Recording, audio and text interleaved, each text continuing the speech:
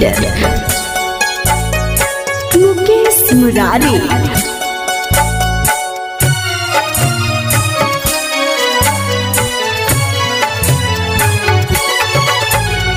बेटी के अपना पापा छोड़ता रहता है, बेटी घर के लक्ष्मीनिया।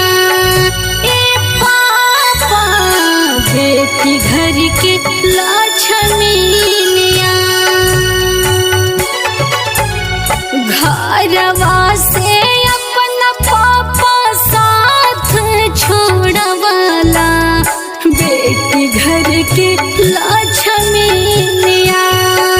ए पापा बेटी तो हर लक्ष्मीनिया।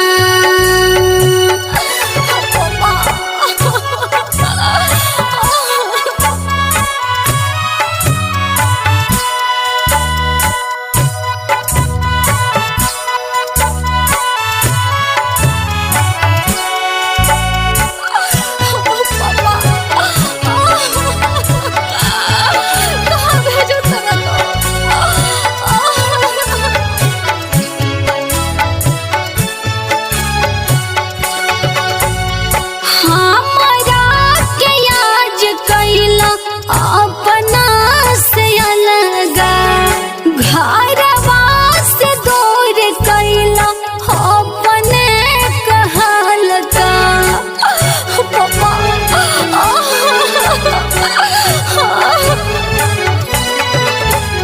छोड़ता ने सब कराया जहाँ साथ हो, छूटल जाता हमारे परिवार। के पापा छूटल जाता हमारे परिवार।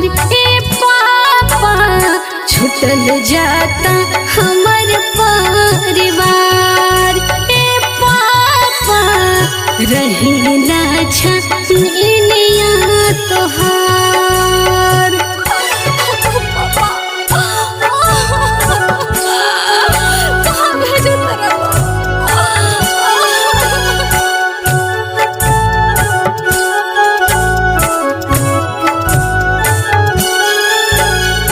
Music director Mukesh Murari.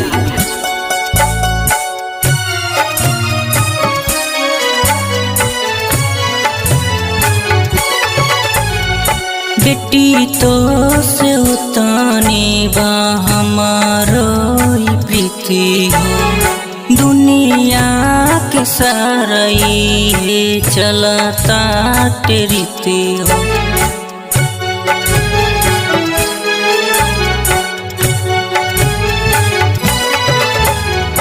बेटी तो से उताने बा हमारो प्रीति हो, दुनिया के सारा ये चलता रीति हो।